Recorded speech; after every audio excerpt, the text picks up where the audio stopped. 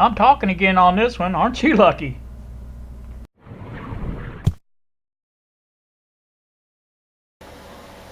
Good evening, YouTube. Here with you on a, this is Friday, yeah, Friday after Thanksgiving, for this little, whatever you want to call it, tutorial, whatever you want to call it, on the meter, on how to measure current, stuff like that. And what I'm going to do here today is, or this evening, it's, oh, by the way, it's 8:16 in the evening. I'm going to give you a little background. I know after part one of this you guys had some questions, and I think one of the main questions was probably, okay, well, how do you know where to set the amperage readings at, and how do you know which one of those holes to plug it into? That's a good question.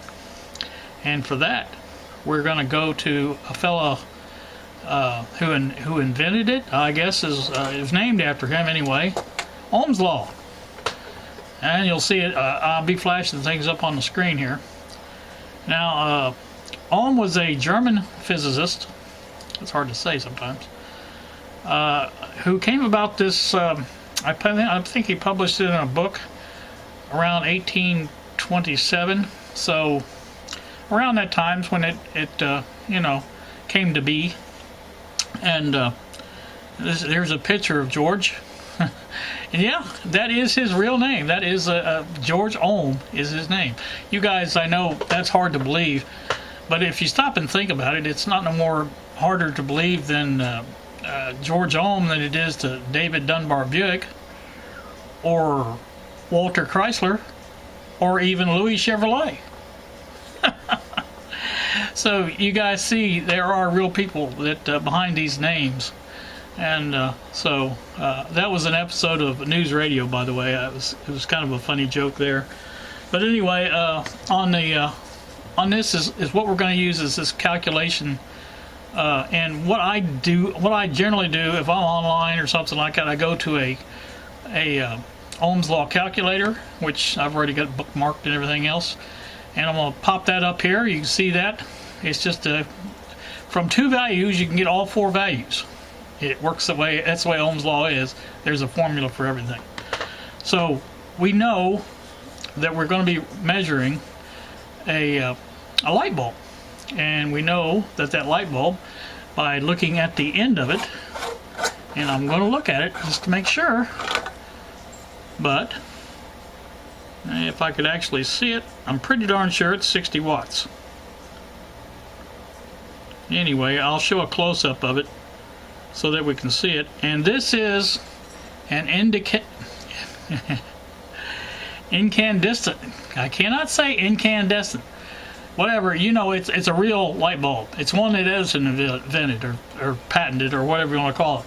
It's not an LED bulb. It's not a neon or what do they call those? I don't even know what they call them anymore.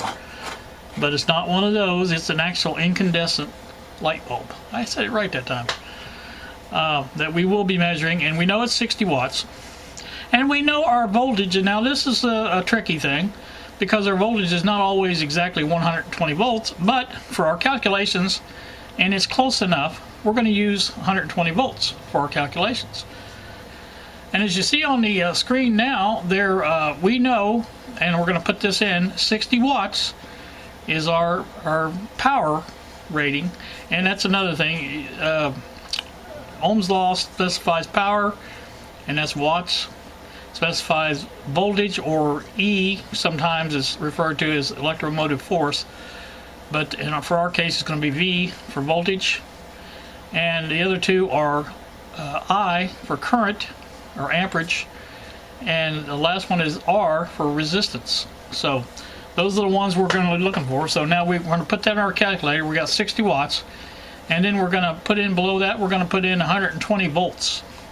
And then what we're going to do is hit the calculate button, and voila, there you go. It calculates the amperage and the resistance of the light bulb.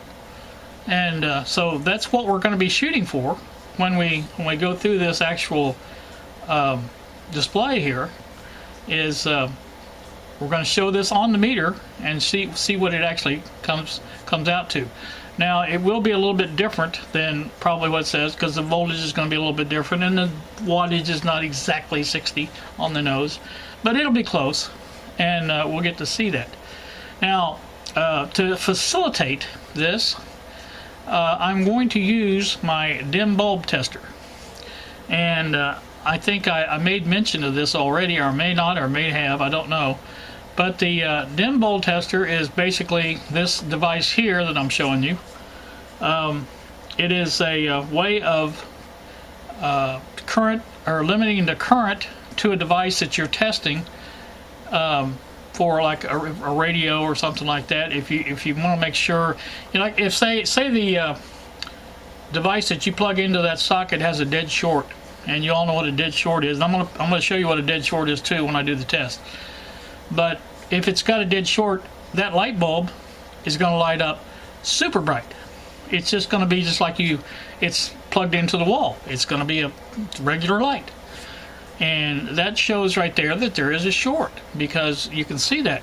Now the current is limited, so whatever you're testing, radio, whatever it happens to be, is not going to be damaged very much, if at all.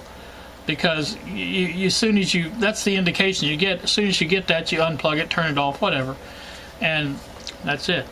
So now for this test, you'll notice my dim bulb tester has a bypass switch on it.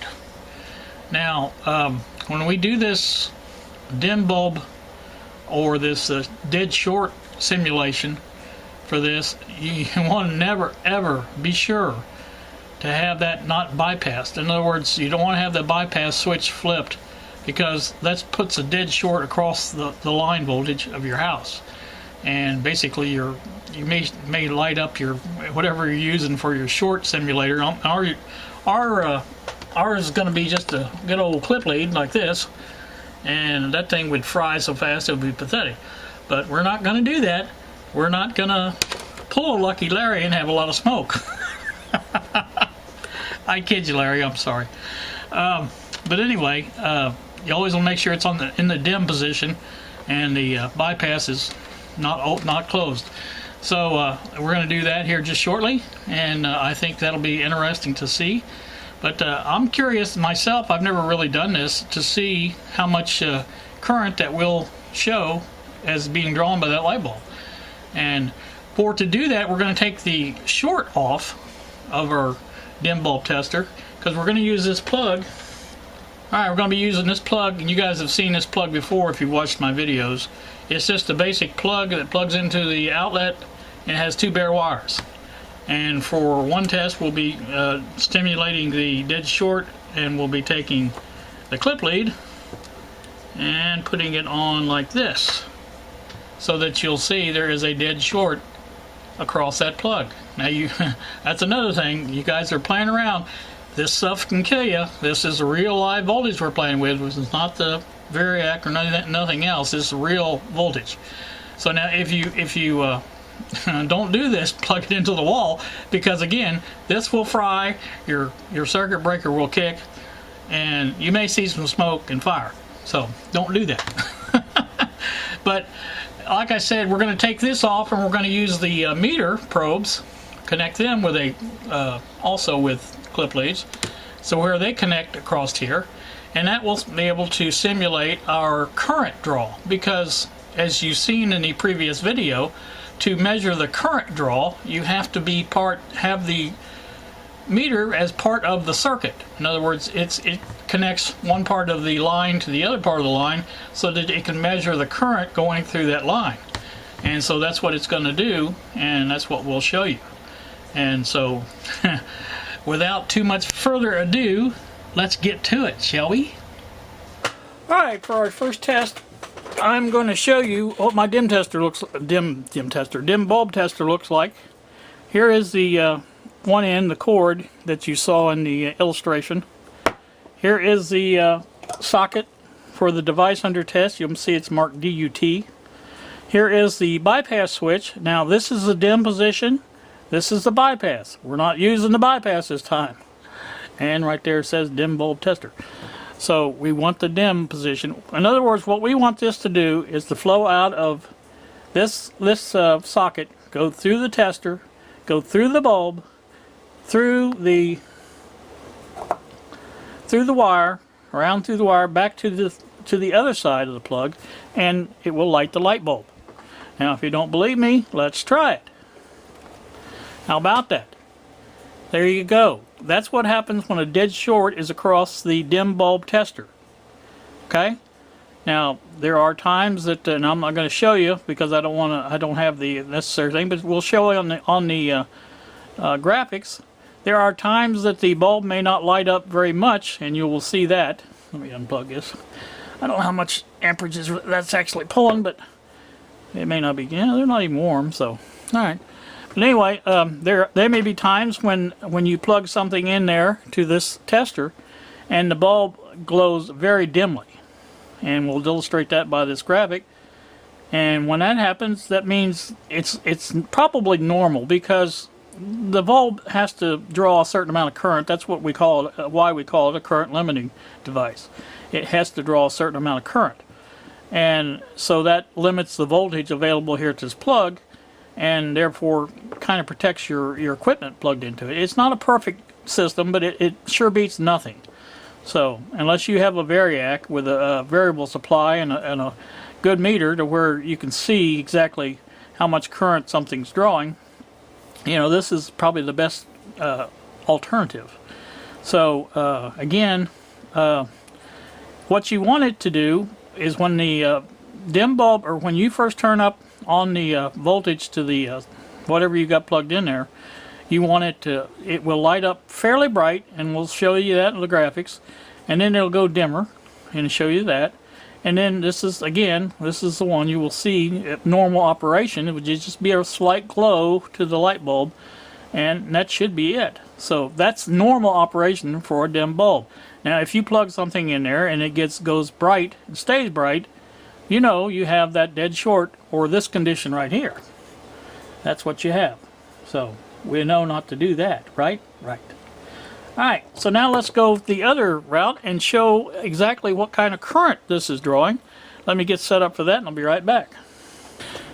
Alright, first thing I want to show you is, before we can get started, again, the COM always plugs into, the black lead always plugs into the COM right here.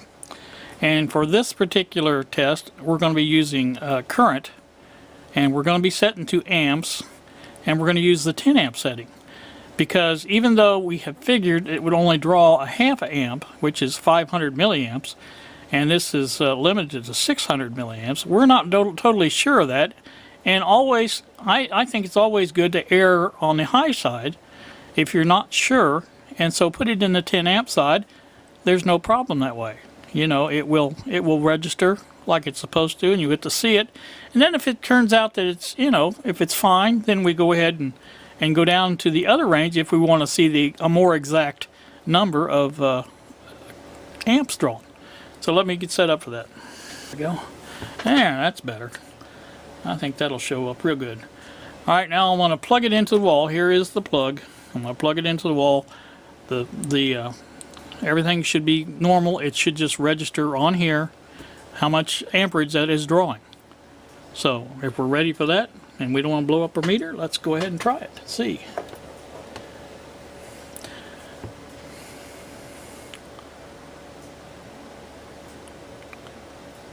Yeah, it's using DC. I wonder if you have to press that select. Never did know, to tell you the truth. Let's try select and see if it makes AC. Yes, it does. All right, there's another little hint, you know, that I did not use in my thing, because I didn't really know if it did that or not. I knew it did both things, but now there you go. There's your actual reading for your light or amperage draw on it, and you'll see now, even though we figured it was only 500, it's 741 milliamps. Now that's a lot more than the 600, so we're glad that we used the 10 amp setting, and we caused no problems this way, and we got a true reading. Now it's a good chance that, like I said, the line voltage could have went high. Again, the light bulb could not have been. I didn't even look at the light bulb. It may be 75 watts. You never can tell. So I'm going to look at that real good, and we'll show you in the video what it actually is on the with the camera here. So let me unplug this, and you'll see that's how you do that. That's how it gets hooked up. But remember this, this is a good tip. You see the AC right here. Now when it first came up, it was on DC and it didn't read right. Just like my fluke meter the other day when I had it on AC instead of DC.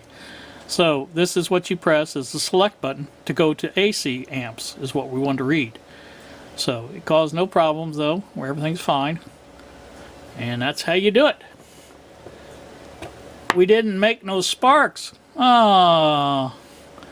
You can't always believe, I mean, Ohm's Law gets you close, but, you know, if there's an irregularity somewhere along the line, which there is on this, obviously, that's probably a 75 watt bulb, I'd almost bet. But anyway, that's what that is.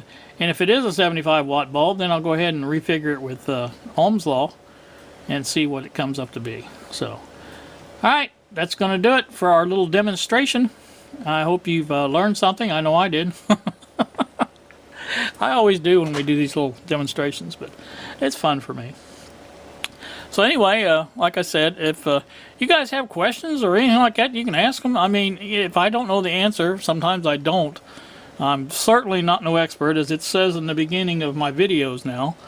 I'm just a guy that likes to play around, a hobbyist, if you will, and like to play around with this stuff, and it's fun for me, and I hope it's fun for you. And you know, you get to see a little something around to do, and that's the neat thing about this. So there you go. That's all you need to know for now. So you guys have a great evening. Thanks so much for watching, and we will see you